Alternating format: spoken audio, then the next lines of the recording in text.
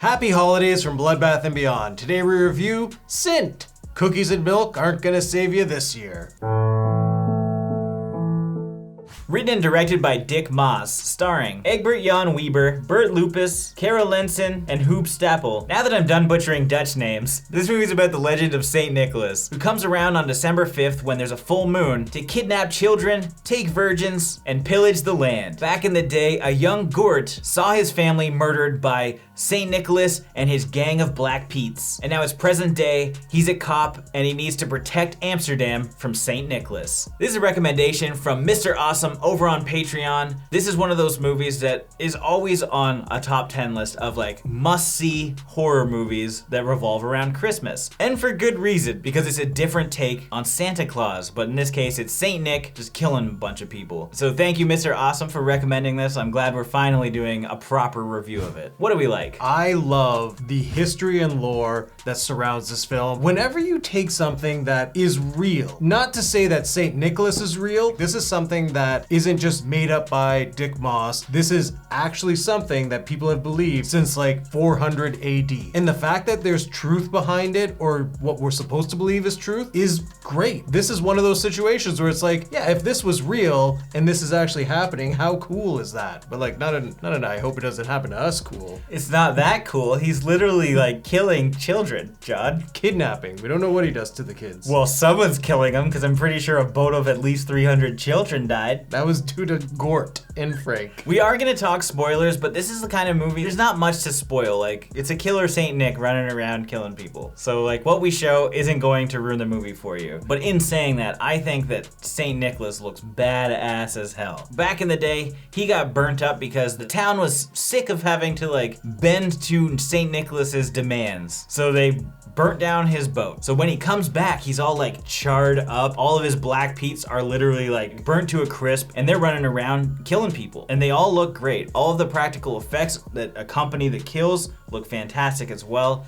I just love the practical stuff. Yeah, and like Saint Nicholas's staff with like that S-shaped top, it looks awesome, and we get one of the coolest kills from it, where he just like wraps it around someone's head and spins it. It's like a sweet decapitation. And even like the knockoff Saint Nick staff, when Frank dresses up as him, as he backs up, he like cuts a guy clean in half too. So that was really dope. Just a heads up on this whole Black Pete thing, because it is weird seeing blackface in movies. But based on like just looking into it, well, it's definitely controversial. I guess they were trying to like dress like darker skinned Spaniards. And like the whole idea behind it with them going down the chimney and having like the ash and on them. Soot on them. It obviously looks like they're just doing straight up blackface here, but I guess that isn't the intent. We're just gonna talk about the movie and the fact that the character in this movie and in the lore, his name is Black Pete. I really enjoyed how this film presented itself, because like they did a good job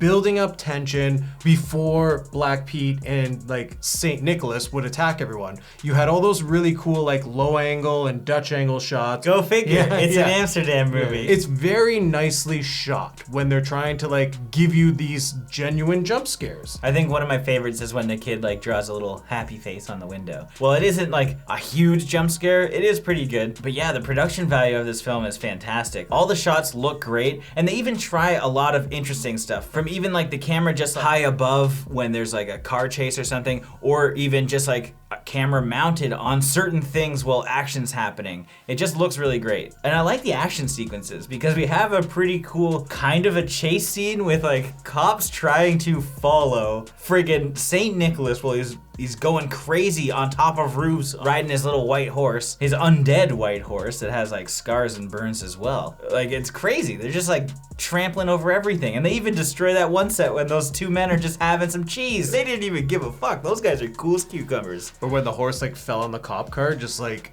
destroys it. There's like a lot of carnage in this film, and it's fun. Yeah, and then you mix in some like enjoyable characters because you get behind Frank. I mean, he is kind of like a dick at the beginning, but he kind of has like a redemption angle. And then you also have Gort, who was traumatized as a kid, trying to get his vengeance for his family. And you know what's funny? This film has like a Pirates of the Caribbean feel to it. You have St. Nicholas coming in his like haunted ghost boat and this large undead crew, and with like the fight scenes and just everything that's going on, you're not bored. They did a really good job. And I like that his name is like Dick Maas, by the way. Dickmas on Christmas. That's why we did this. Whoa! Also check out his film Amsterdam. That's got some crazy like boat chase scenes that are pretty cool. He's a big fan of action sequences, that guy. Now what didn't we like? I think the most notable thing is the visual effects are kind of cheesy and dated. This isn't that old of a movie, but the visual effects are definitely noticeable. Even when I was talking about like the horse running on the top of the roofs, like it looks cheesy. And I know they had certain practical stuff mixed in with the CG, but like it's very evident. Even when you have boats in the water and even the lights that they use on the boats are CG or visual effects. It's just not top quality. As much as I love the lore that surrounds this film, I kind of wish they went more into details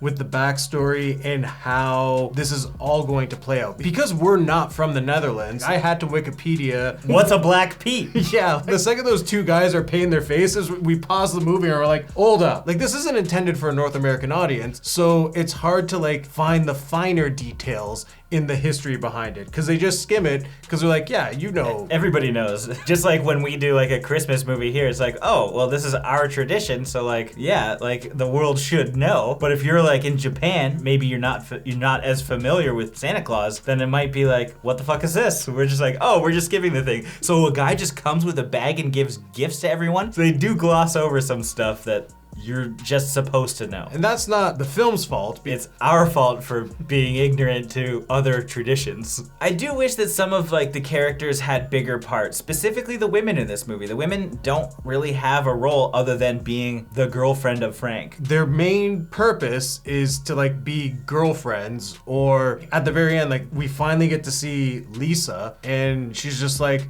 all right, I got your present for you. Pop the tarp. Like she wasn't doing anything really. And even with like Sophie, we have these like characters that are established early on, but there's no strong feminine role. Which is very strange. It's like just dudes. Even like all the cops are dudes. And again, this could be like just a cultural thing, but it just seemed kind of odd because the only time that we even see really like Lisa is like, aside from the beginning, is when Frank is just like on like a 2-second call where they're just saying, hey, this is what's happening. See you later. Yeah, because like the setup is Sophie and Lisa are neighbors. We don't see Frank for a bit because like Sophie's one of the first victims, and Lisa goes and like, oh my god, like you're in the chimney dead. So you kind of get that feeling that Lisa's gonna be like the main character and Frank and her are gonna solve this with Gort, but Lisa instantly leaves. Right, there's no reason she shouldn't have been a part of this, and it should have been like a trio, but whatever, I guess. Which also would have like furthered the relationship that Frank and her had. Right, as opposed to just showing up like, hey, you were cheating on Sophie with me. We're not boyfriend and girlfriend. And then at the end, it's like, let's have sex in the hospital. Okay, great arc. Now it's time for our final thoughts and ratings. Sint is an excellent Christmas movie. It's not the traditional Santa Claus, but it's close enough that I think a lot of people will enjoy it. St. Nicholas is a badass, he looks great, and he's just savage. Him and his Black Pete's just running around killing everybody in very cool and interesting ways, and the practical effects across the board are fantastic. I did have some issue when it came to the visual effects and the lack of like a strong female character, but I did enjoy most of our characters regardless.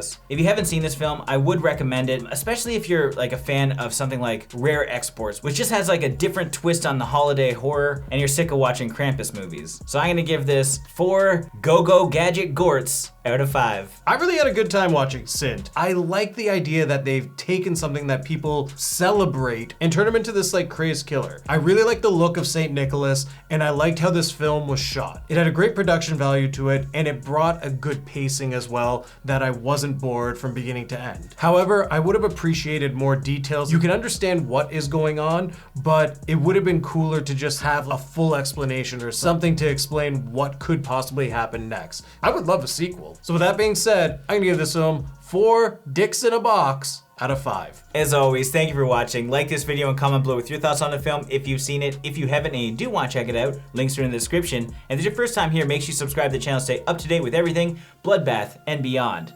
And also, have yourself a very Merry Christmas.